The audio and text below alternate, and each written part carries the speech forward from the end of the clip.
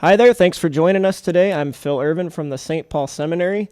Pleased to be joined by one of our own on the pre-staff at the seminary, Father Nels Gjengdahl. Did I say it right? As close as you can get outside of Norway, I think. That's what we go for. It's Yeah. Norwegian? Yes, it is Norwegian. Yeah. Awesome. So- Well, thanks for taking some time today.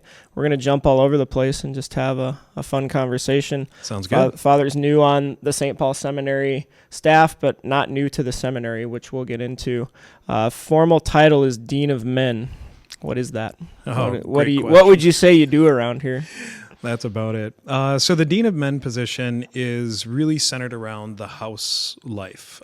So the focus, rather than being necessarily in the academics and the life outside of the seminary, the work is really focused on inside. So the life of the men, how are they doing? So it can be something, a lot of it's very practical on how are the men doing as far as just following the order of life that we have at this seminary. It can be really looking out for the guys on a personal level when they're having particular difficulties that aren't necessarily under the realm of spiritual or formation, but just on the day-to-day life. So a lot of it is being with the men. Other professors, especially the lay professors, work primarily in the classroom. My work is really a lot in the day-to-day life of the guys and getting to know them and really supporting them in whatever they might need in those ways. So, so it's things even like they would like to be excused for from certain events to attend something else, to practicals of sometimes helping them with travel. Things along that line. So it's a kind of a catch-all, but it's a lot of fun already. In just the first few weeks, I've discovered a lot of things that fall under this category, and happy to help. Yeah.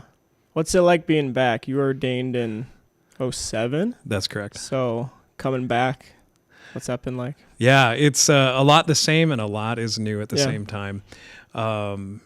We've gone through a couple of rectors since I've been there, and there's been a really beautiful job of looking at the vision and the mission. That was one of the first things that I saw right away, was the seminary really articulated the vision and the mission well. And I think that has allowed the seminary to have a very beautiful focus on what are our priorities in that way. And the world has changed since 2007. I kind of remember that was the same year the iPhone came out. Yeah. So the world is very, very different now, 16 years later. And as a result, the seminary has had to respond to that. And not just the world, but also looking at responding to the needs of the young men that are entering into seminary. And so I think the seminary has adjusted to that. There's a lot that's the same. We have the prayer times together. We have Mass together, obviously. The camaraderie. That was something that I very much enjoyed in my time at the seminary. Everyone says that. Oh, it is. I think it's real, though. Like, sometimes things are cliches because they're true, right? Exactly. I really, my best friends, are the priests that I lived with at that time and still carry that to today. I know at my time when we had breaks, there were a lot of us who enjoyed staying at the seminary because we knew it was going to be a good time with each other, but also not just having fun, but you also had a group of men who were committed together to pray together. And I think that's where a lot of the fraternity comes from, is it's not just having fun. We recognize that Christ is at the center of who we want to be, and we hold each other accountable. And when you find somebody or a group of people like that, you want to be around them because they clearly want what's best for you.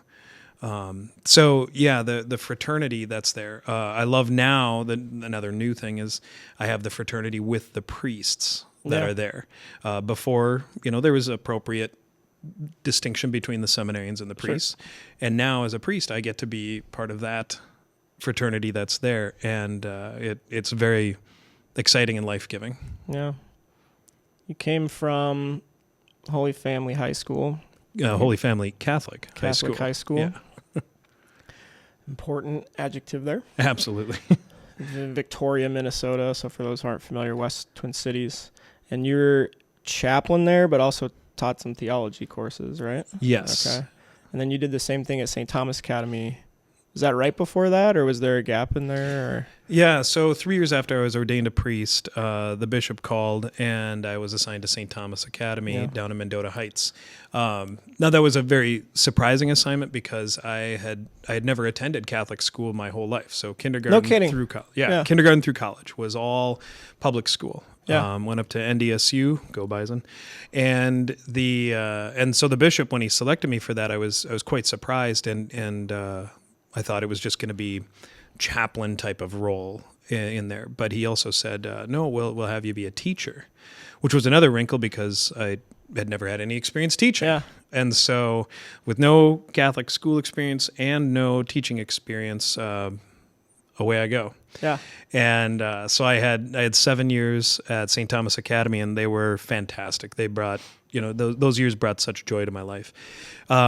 Then the bishop assigned me to Nativity of Mary in Bloomington. Sure. Which again was a new experience. I'm not only being a pastor for the first time, but also I'm a St. Paul guy, and Bloomington's kind of on the other side of the river, And from around here, are you? Exactly.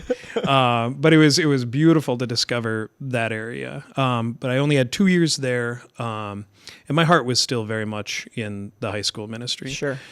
And so Archbishop Hebda assigned me then to Holy Family Catholic High School for another 4 years. So a total of really 11 years in high school, mostly teaching, which I very much enjoyed that. It was a lot of fun. The kids were great. And I say that when we priests get together, I usually have some of the best stories because of these kids. I can only imagine.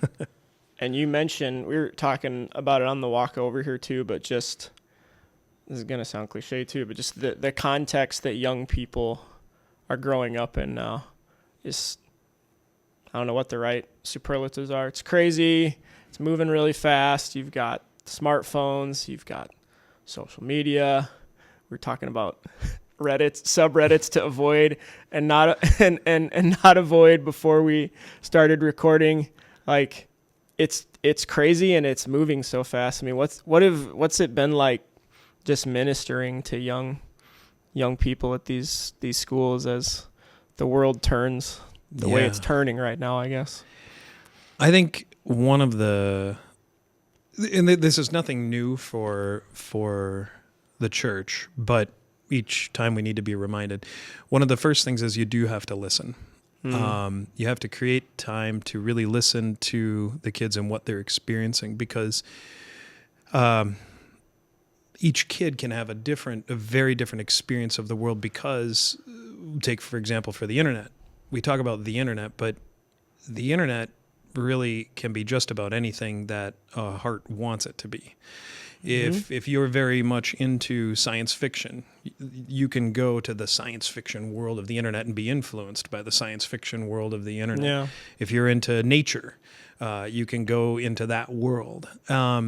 And then, too, the experiences of kids are very, very different, just as all human beings are. And so one of the first things is to listen to the kids, and not just listening to the entertaining stories, though they are really funny, but also listening to when they have those moments of reflection and begin to ask themselves, what do I need? What am I looking for? To give them a listening ear who will actually hear what they are discovering in themselves as they grow up, when they discover certain longings, certain desires. Like a lot of generations of teens too, when they're hurting, it's very tempting and easy to put on a mask. And many of them do it, like all of us humans. I shouldn't just single out teens, but we put on a facade. And sure, in a certain sense, it's easier now to put on a facade because of social media. Literally, you can put a filter on every one of your pictures. So if you're tired that day, just put on the filter that makes you look awake and happy. Yeah. But then that isn't just a digital thing; it can also be on their personal level. So I think there is that. And part of what I think encourages that filter for a lot of kids is the fear of being condemned or judged.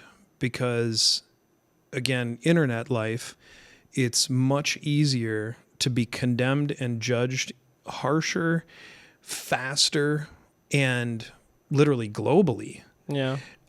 if you are perceived as wrong, bad, evil. And so there's a great fear of vulnerability, because when you make yourself vulnerable, you're open to being hurt. And now you have a much wider audience of people that can hurt you. So there's a lot that's concealed. And we know psychologically and spiritually, the more you conceal something, the harder and more aggressive it becomes on the soul. Yeah. And so I think really starting with listening, but also recognizing how special it is when somebody is open and vulnerable, and to treat that as what it is, very, very sacred and very, very beautiful. And then speaking the life of the gospel into that is really an exciting thing when you have that. So, yeah, I would probably say that that's one of the things that I discovered in my 11 years of high school. Is that a two-step process? Like the listening has to come first before you can speak into it? Because, yeah, you're right. Like we do need to be reminded of that. I think we want to speak the gospel in right away a lot of times, but sounds like maybe there's a chronology there that you found to be effective. Absolutely. There needs to be that recognition of the other, because I can put it out there, and the gospel, if you think about God, he could have just sent the Bible down and said, there you go, read it. But instead he chose to incarnate himself to encounter us, to be with us, to quite literally walk with us. And then in that process, over those 3 years of public ministry, he began the revelation a little bit more, a little bit more, a little bit more. And as the disciples were ready to receive that. Now, sometimes he did have to push them. Sure. Sometimes he did have to go a little bit further and a little bit faster. But so much of his time was with the people. And then as he, and of course his divine knowledge, knew they were ready for it, he would give them a little bit more and a little bit more. He didn't do the transfiguration right away. He took some time with that to get to the transfiguration. Then, of course, the great revelation of the Paschal mystery in that way. So I think that's the case as well in how we minister to this world. It's going to take patience. It's going to take time. It's going to take humility. It's going to take listening. So yeah, it's a big process, but it's brought me some of the greatest joys as well. Yeah. In that time. It's interesting. You see all the data that's out there. It's easy to get kind of doom and gloom. Young people are leaving the church, the rise of the nuns, this, that, and the other. You look at like World Youth Day recently, though. I mean, there's just a lot of life and joy there. And those two things can be true at the same time. It's not like, oh, look at these couple million kids at World Youth Day. That refutes all the trends that we're seeing. I'm not saying that at all, but the faith is still attractive to young people, right? And how I hear a couple different kind of theories out there of, okay, how do we reverse some of these trends we're seeing? And one of them's we need to catechize better, Another is it starts at home. I think those two things can be true at the same time. So let's start with families. I mean, what have you seen in family life that has allowed kids to really grow in their faith and be in a position where they're able to ask those reflective questions during high school? And it can be so like limiting, like how do we keep our kids Catholic? Like it's so much deeper than that. But there's obviously, things that families who have a strong faith life do. And I'm sure you've seen a lot of that in your ministry.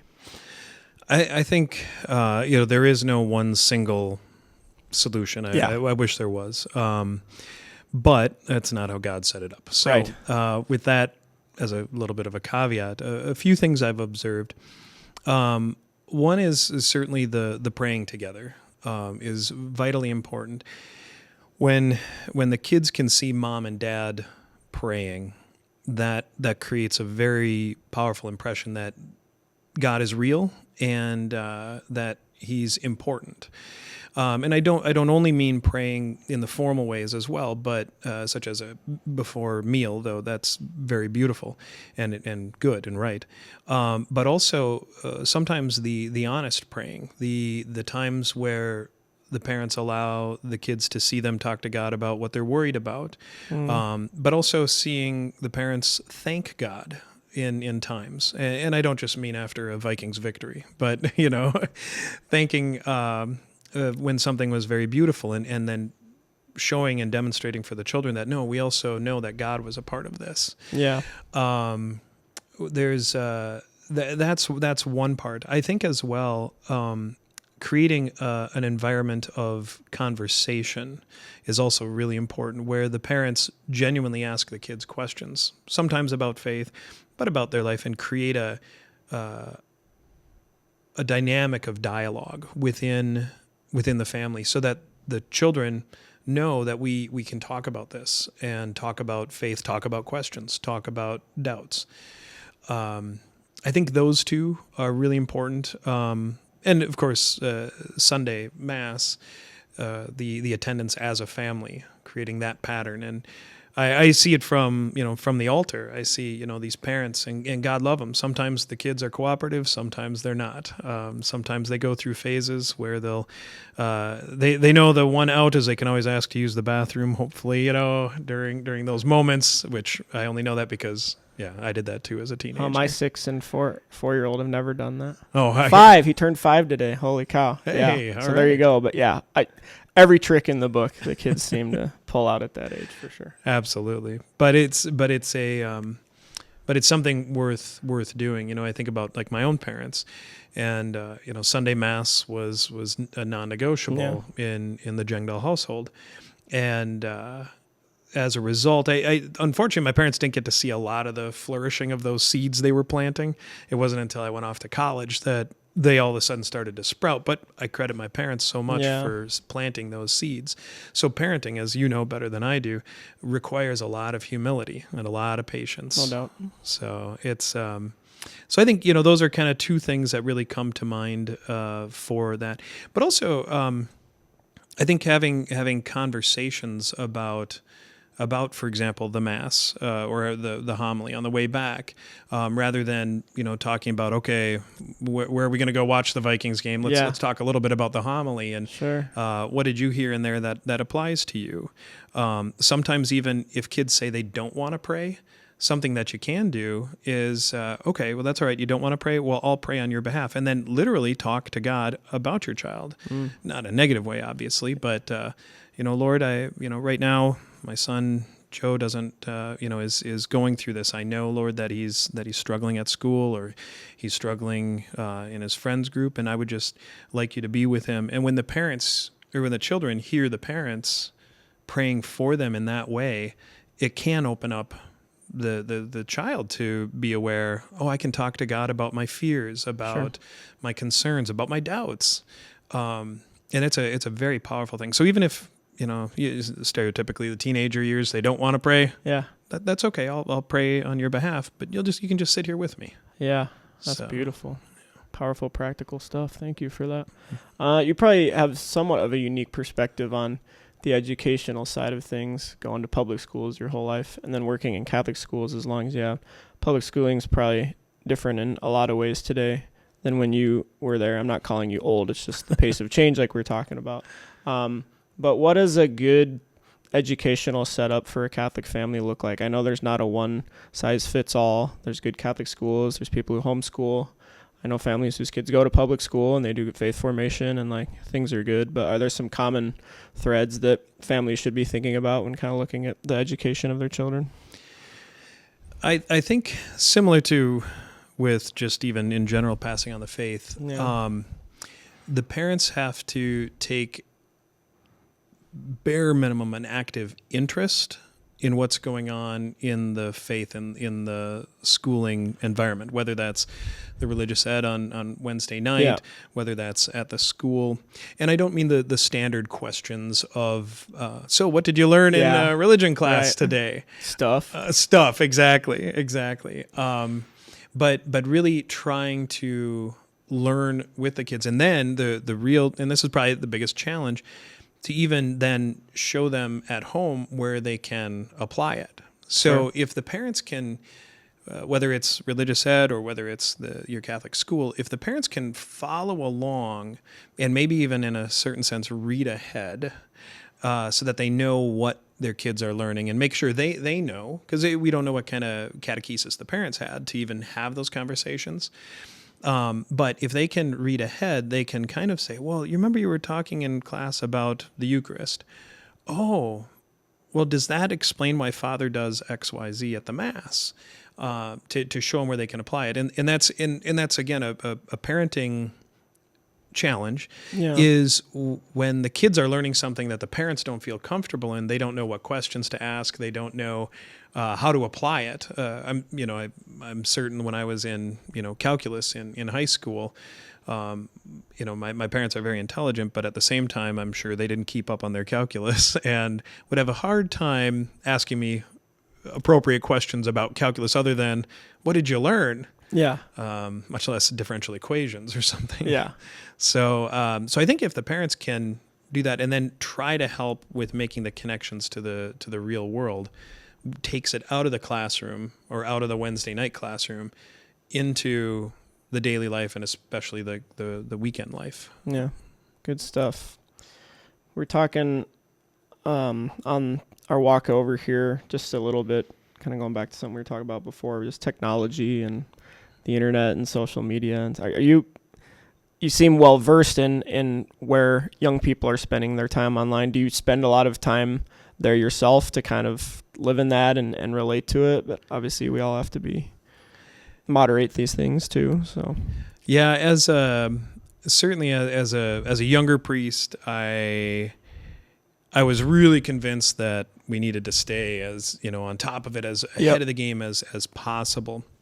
And I do think that there is a place, and it's important to be aware. I don't think as diocesan priests certainly that we can live in an unaware state of the world. But the older I get and the more experienced I get, the less I see a need to stay on top of it. If a person has an interest in it, that's neat. And I do think, and I do see, I witness a lot of good Catholics who are using technology for the advancement of the gospel. Yeah. However, like anything, there can be a great danger in not praying about and discerning, well, do I need this to help me become a saint and to set the world on fire for the Lord? But rather we can get kind of drawn into the idea, and we convince ourselves, I need the latest device, I need the latest program, I need the latest whatever, so that I can spread it. Spread the gospel. When the reality is, I don't. I would joke with the students. I would intentionally mispronounce every technological thing that they had. I said, "Oh yeah, are you making a Tic Tac right now?" Or, "Oh, is that a Snapagram? Is that an InstaChat? Using your MyPhone?" But I was aware. But I have never snapped a chat. I have never ticked a talk. I've kind of drawn the line there. And if the Lord calls others to venture into that world, and use it for the glorifying of Jesus, beautiful, go for it. But I see less and less fruit from that than I think I initially thought there would be as a young priest. That makes sense. So I don't use it nearly as much anymore. What's it like for young men growing up amid all this who are discerning the priesthood? I mean, they come into seminary with different experiences, different challenges than any other generation of guys. Yeah. Well, I'm learning that. This is my first year at the seminary. So I, again, comes back to that listening, wanting to make sure that I hear what their experiences are. Yeah.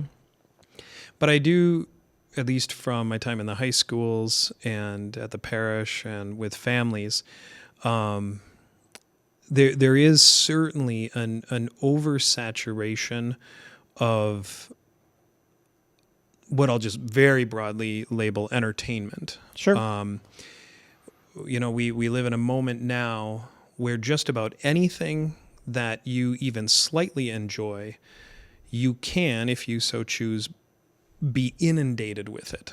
So if I have an interest, say, in comic books, it is now possible for me to purchase every comic book in a series that I could ever want, and then I can read the creation stories of those, and I can read the biographies of all these. When before, it was hard to go extremely deep into something. To be a collector, you had to search, and I think of coin collecting. My father and I did that for a bit when I was little, and you had to go to coin shows, so you had to find out when were coin shows, and it took effort. It took a lot of effort, and so to have a real coin collection took decades to find that one. Well, now didn't it mean more though because of all that effort you put into it? Yep. Nowadays, just order them quick on the internet, and then you can say to your friends, "Oh, I have the whole collection of wheat pennies," or whatever it might be. So nowadays too, it could be hockey jerseys, which I might have. We're gonna get to that. Don't worry. Okay. All right. I have a couple too. So. Hey, all right. Probably not as many as you, but we'll get to that. But it's so as a result, and I use that, but now too, it's more inundated. It now goes the opposite direction as well. If I obsess over something, I can go out to find it, but now it starts to find me. How many times do our phones announce, hey, this concert is coming to town? But then it goes even beyond that. This concert, and we know from our algorithms, there's other bands that you will probably like. So now these concerts are in town. And there's pressure to attend and participate in everything. And so I think there is a bit of an exhaustion combined with almost an addiction of an exhaustion of, oh my gosh, I've stayed up late reading this. I wake up early reading this. I then walk somewhere listening to that. And there on the one hand, there's, my goodness, I wish I could get away from this a little bit. But then it's, wow, but I really think I like whatever this might be. So I think one of the new challenges is to find, true silence. And I'm obviously not the first to say this, but there's this recognition of needing a bit of desert time for these men coming into seminary. And I would say for all of humanity. Yeah, I was going to say, I feel like you're talking to me and everyone, not just seminarians. Absolutely. But it's particularly important for priestly discernment. Yeah, and that's where I'm really excited you're talking about differences at seminary. Now, the seminary program has the propedeutic program over at the Damascus House, and there is a real desert type of experience that the men have there. And already I can see, and just after 2 years, I speak with the men who have gone through the propedeutic program already, and they speak very, not highly, that's almost too simple, reverently and appreciative of their experience in that time. And I think there's something that we taste that. Yeah. And there is that again, that kind of transfiguration moment, like with Peter. Can we just build tents and stay here? Yeah. But no, we do have to go down the mountain. We do have to go into the world. I do have to turn on my computer and respond to the emails. I do have to go out and announce the gospel. Yeah. That's essential. But there's something that looks at that and says, boy, that's good. And but then there's still that calling. I've been formed in a world that continuously pulls me back to excesses. Yeah. So it's a challenge that these men have, but not insurmountable. Sure.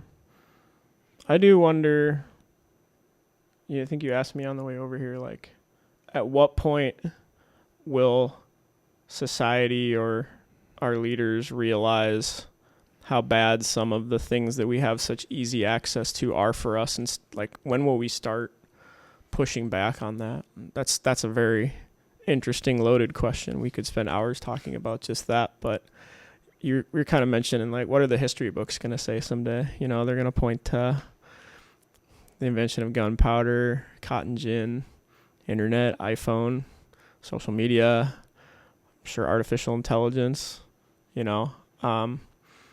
interesting to think about. And I do feel pretty gratified to be working for the church right now, because even though she is notorious for like maybe moving slow or being behind the times or all these stereotypes, like the propedeutic stage, which for people who don't know is basically a year before formal seminary studies, where men live in community, a different location from the seminary, and they live a somewhat, by today's societal standards, radical life. They fast from media. It's not heavy academic study, but they're jumping into some great books and literature. They do some work out in the community, but they learn to live together too. It's been a very, very formative deal. And that comes straight down from Mother Church, right? Mm-hmm. I'll put it in a link in the description, but a couple years ago, the Vatican had a symposium on artificial intelligence, a couple years ago, and now it's blowing up. And I think they came up with this list of like, for AI to be ethical, here's some things you need to think about. Like we're playing a leadership role in this stuff too. So I'm not even sure what the question is or where I'm going with that, but it's a kind of an exciting time to be on the front lines of this stuff, because I think the church has a lot of good things to say, whether it's to an individual high school student that just needs someone to listen to, like you were saying, or kind of tackling some of these bigger issues too. Would you agree? Absolutely. I think coming back to really rooting ourselves in Christ gives us an excitement and a hope as we venture into this world. Yeah. I know Bishop Cousins said one time, no news before the good news. And really what he meant by that was, immersing yourself in being loved by the Lord, and then you can go out and enter into the world and all that it has. And then there's a freedom in that when there is success or not success in proclaiming the gospel message, you come back to the reality of being loved and recognizing that it's going to be His work. And so I'm not going to measure by worldly standards, but am I faithful to the gospel? So you can give hope. It doesn't mean you always have the answers. It doesn't mean that it's going to be very easy to navigate this world of AI and everything else. Yeah. But it does mean that we know who the Savior is. We know who has who already has victory over death, and there's a freedom in that, and a hope that's not based upon optimism. I think a lot of times my students certainly heard me say this a lot, but lowercase h hope is just optimism. And where do you find optimists? Well, the casino. Very few pessimists go to the casino. Right. And that's because they're just ignoring the possibility that I will lose money. They're just focused. That's called optimism. That's lowercase h hope. But the theological virtue of hope comes from the reality of knowing the Savior, knowing that He is greater than all of this, and being able to rest in that and say, even when all practical reason for hope is gone, I still have hope because of who God is in that way. So I think that's one of the exciting things. And some days it's easier than others. Sometimes I read too much news before I read the good news, and I get those flipped around, which means I just need to return back to Christ, and I have a lot more peace in Him than I do in the secular world. Yeah. Do you have an example of a young person that you either had in class or you worked with or something where they might have been struggling or off track with the faith or something, and things really came around, and kind of what their journey was like for them? There've been quite a few. Again, I get maybe a little sliver into parenting from my time teaching. Of course. In that, you do this work, and then it's only later you encounter. I'm sure. Yeah, it's pretty neat. I bet there's seeds you and anyone else teaching is planted that there's probably more you never even see. Right? I hope so. Yeah. But anyway. Yeah, I always think of how many teachers now, after having taught, how many I need to go back and apologize to from high school.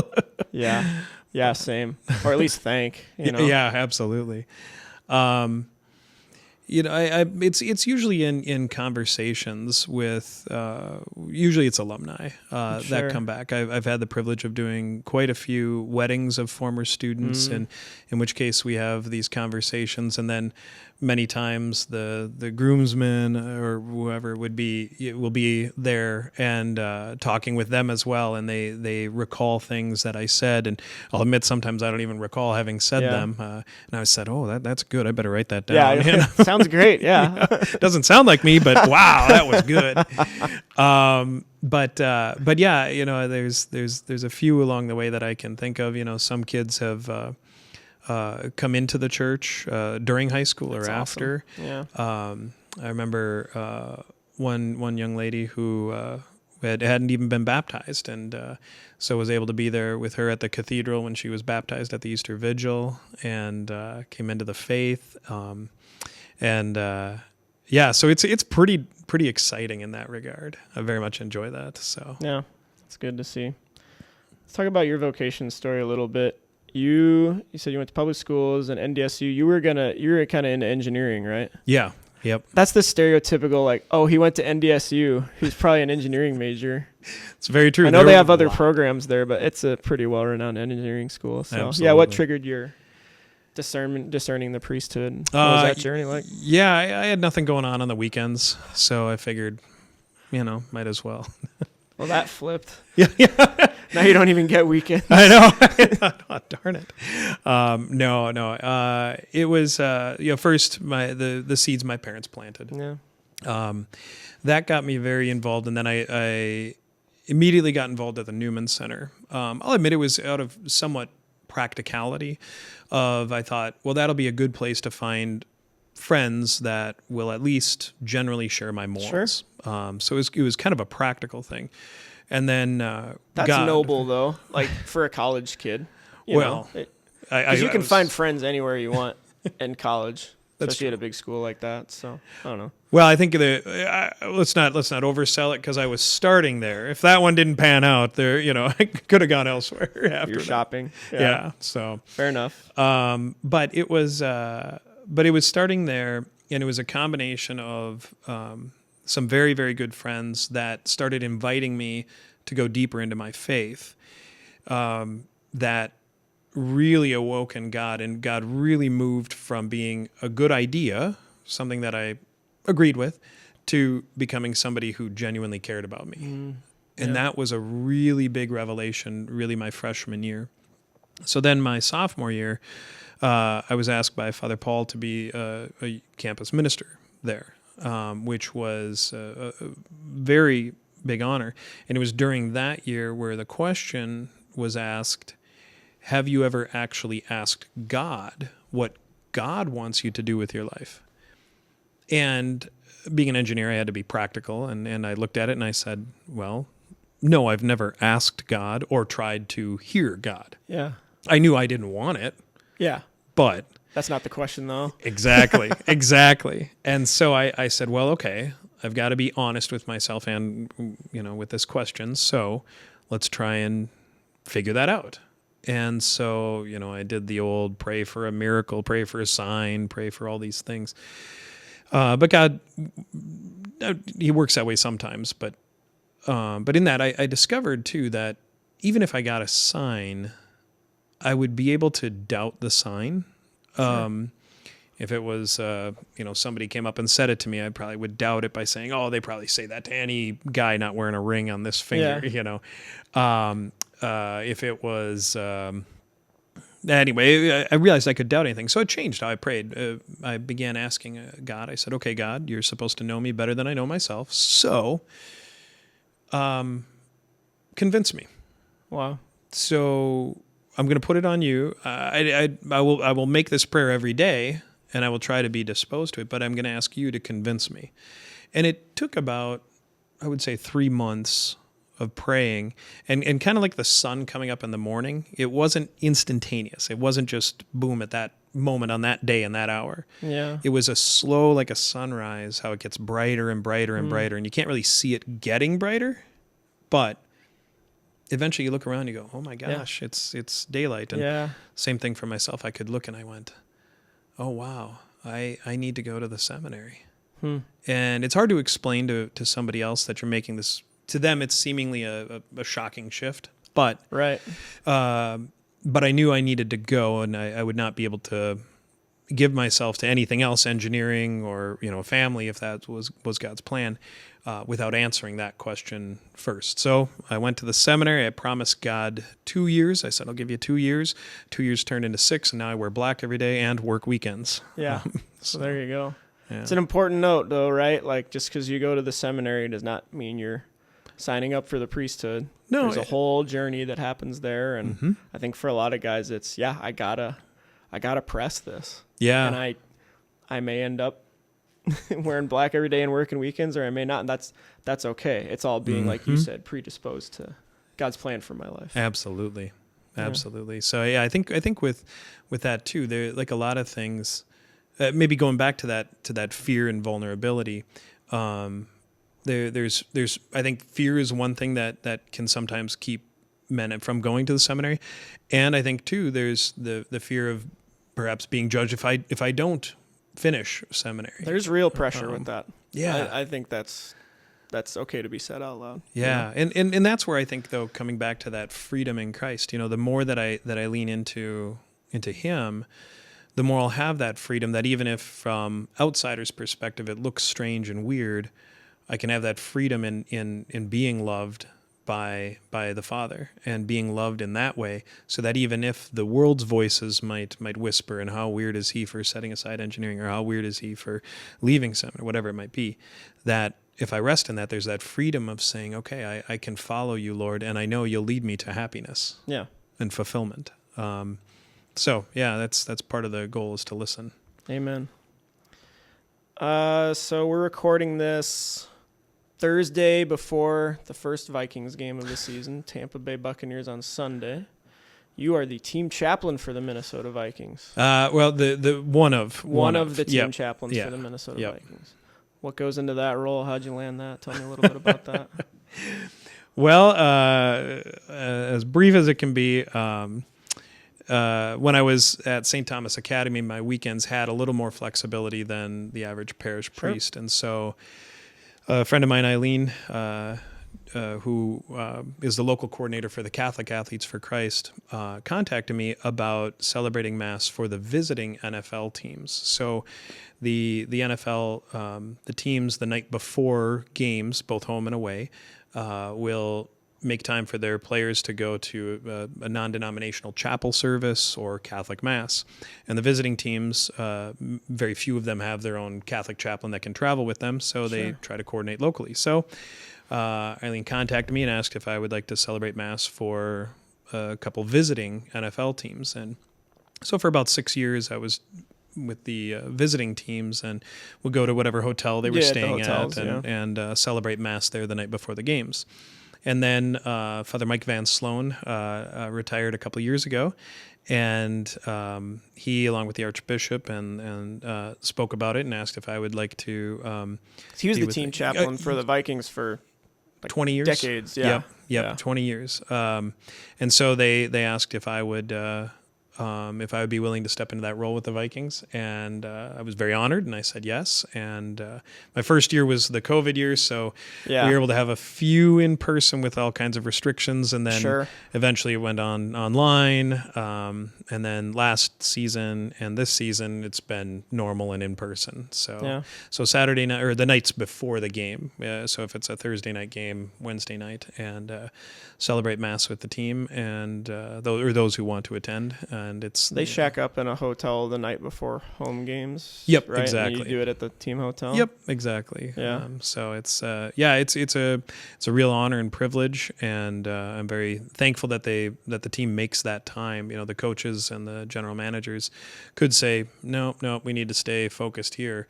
But many of them recognize that that's important to many of the players and the coaches and the other personnel that they have, and so they want to make that time available. So so it's a real privilege and an honor. You get to go to training camp or go to games, or so you spend a little. You're not like in the locker room after games or something, but you get to spend a little bit of time around the team. It's not just showing up and serving mass, right? Yep. So training camp, they welcomed me out there, and between my commitments at the seminary, I was only able to get out there a little bit. But when I visit them, talk with them a bit, and the guys are very, very welcoming. It was really, really neat. I know a lot of times when we meet somebody who's on TV a lot, there's a little bit of hesitancy there or thinking, and I'm, you hear stories about celebrities, but these guys have been very, very kind and welcoming in chat, and then we'll sometimes talk before or after the mass and hang around, and the other two team chaplains are great guys to work with as well, and they have a little bit more time to be with the team on Monday through Friday in those ways, so they have a lot of that. But I've really enjoyed that, and it's been a surprise, that's for sure. Yeah. Keeping on the sports side of things, you mentioned you're a big hockey fan. Yeah. So you, yes, I have a problem. I'm right there with you. So tell me if I get the story straight. You and Father John Floater, who also works at the seminary, good friends, ordained the same year. Yes. So it's cool that you guys get to work together and stuff. But you guys have a deal where you've gone to like almost every NHL arena. You've tried to hit them all.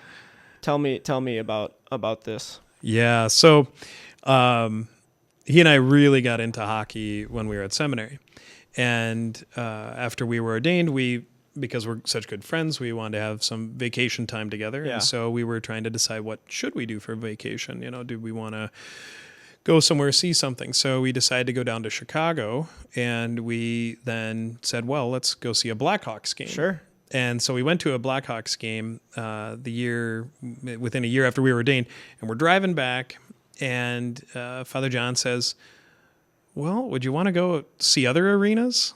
And I said, well, that sounds kind of fun. Yeah. And so it began that each winter we look at our schedule, look at the team schedules, and pick another city to go to that we otherwise might not visit. As I often say, not a lot of people say in January, hey, let's go visit scenic Pittsburgh, with all due respect to the Archbishop and his hometown.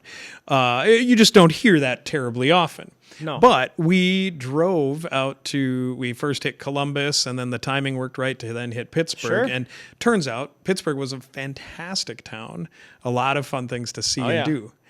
Those games, that's a very, full disclosure, I used to work for an NHL team, so the Penguins it's a fantastic organization. Like they do it right there. That's good to hear. I'm sure you had a good time. Yep. And then we went back by way of Detroit and happened to be able to catch a game in Joe Louis, the arena there, the old arena. They now have a new one.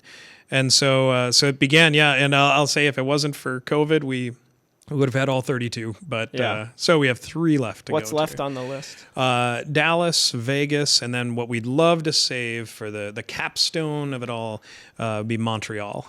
So, oh my gosh. Yeah. So that would be awesome. Yeah. So you'd go there last and kind of if it works out that way. You got some warm weather destinations in there, so that's kind of nice. That'll be interesting, being in Las Vegas for a hockey game. You'd probably you fly in, Uber there, and then get out of there. Yeah. Go drive across the Hoover Dam and find somewhere, outside of town to get out of Dodge there. I would like to see the Grand Canyon. I've never seen the Grand Canyon, yeah. So I'd like to see that, and I think that's within striking distance. Oh, it definitely Vegas. is. Okay. Yeah, my wife and I did, we flew down, did Grand Canyon, then drove to Vegas, and then actually drove to San Diego. No NHL team there, but you can get a lot of different places within driving distance down there. So okay. Yeah, I've been to Vegas. The games are really fun. Are and then Dallas would be fun too. So, and did you grab a jersey at every stop or? Yeah. So along the way, as our souvenir, we'll buy a jersey. That's and, awesome. Add that to the collection. So it's fun, and I've since I actually have acquired those other 3 as well, because part of the fun. So the jersey collection. There. You got to start going for the retro. You got to get like a California Golden Seals there you go. Jersey or Kansas City Scouts. I do have a Scouts Atlanta jersey. Flames. Yep. You're the man. You gotta show me this sometime. That's awesome. What's been your favorite stop on that tour so far? Counting the whole experience. The whole experience, right? Because you got the game, then you got the town. Winnipeg Jets games are fun, but there's nothing to do in Winnipeg. Sorry, Winnipeg. Yeah, that was one of our most aggressive ones. I don't think we would do it today, but we woke up probably 4 a.m, hit the road, drove up there, caught a 2 p.m. game, and drove back the same day. Yeah. That was aggressive. It's a lot of driving. That was aggressive. But you can drive there from Twin Cities. Yeah, it's possible. I would say one beautiful city was Vancouver. Vancouver was gorgeous. Yeah. Gorgeous. Another one, whole experience, I liked Boston. Sure. Boston was a blast. A lot of history there. Yeah. So that's a good town. Yeah, those two really stand out for me. That's awesome. For some of those. And Calgary, too. I very much enjoyed Calgary. It was kind of the it was kind of the Texas of Canada. It is. It's like it's kind of western-y up there. And guys they have a giant rodeo up there every year. And guys were wearing. Do they still call it the hats. Saddle Dome? Is that they where do. They play? They do. So it's very, very cowboyish there. Yeah. And not ironically, they're authentically cowboys. Yeah. So that was fun. Good franchise there too. So how the Vikings going to do this year, you think? I think I agree with the assessment that the regular season, they may not have as many wins as last year, but the team will be better. There was a lot of fortunate bounces last year. That was insane. I mean, you think of... There's no way they could replicate that. They had so many things go right. The field goal miss in London, kind of to start it. Buffalo fumbling on its own goal line. Couldn't have predicted it. Indianapolis, the biggest comeback in NFL history. There are so many of those types of games last time that to have that many fall your way again, it is very unlikely. But I think the team will be stronger, and again, having another consistent year under Kevin O'Connell is going to create a lot of continuity for the team, for the offense.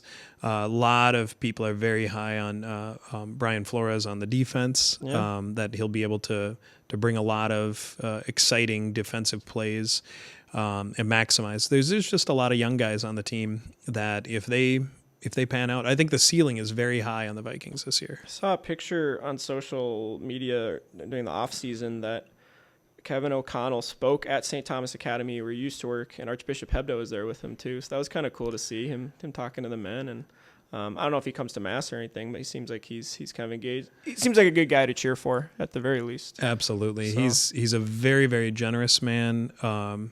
He really is focused on what's good for his players. Yeah. And really pays attention. I think if you meet him, you'll just recognize that he's wired and he's cultivated at the same time of really paying attention to the person in front of him and genuinely caring about them. And you could see a lot of that in that quarterbacks. I was just going to ask if you watched that. I did. Yeah. I did. And what you saw there of Kevin is authentically who he is. Yeah. He's a neat guy, and Kirk Cousins as well. Yeah, what you that saw made there, me more of a Kirk fan. Absolutely. Like him and his family kind of wear their faith on their sleeve. They do. I loved when his wife was getting stressed out during a game. She's like, I almost put my gospel music in and listened. I was cracking up when they said that. But yeah, Kirk seems like a really easy guy to cheer for too. Absolutely. They're role models. So. Yep. There's a lot of good men on that We team. can learn a lot from that too. Mm-hmm.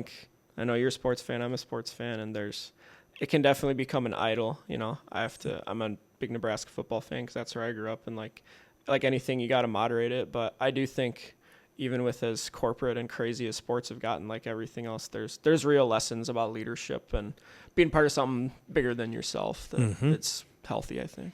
Oh, yeah. There's a lot that you can learn from there, too. Yeah. Awesome. Well, I feel like I could talk to you all day, but we are out of time. Thank you so much for taking time out of your busy Dean of Men's schedule. And thanks for being at the seminary, too. We're happy to have you and inform our future priests and Catholic leaders. So you're very welcome. Thank you for the time. Be sure to subscribe on YouTube if you haven't, Saint Paul Seminary. You can also visit us at stpaulseminary.org, and we're on Facebook and Instagram as well. Thank you for watching, and God bless.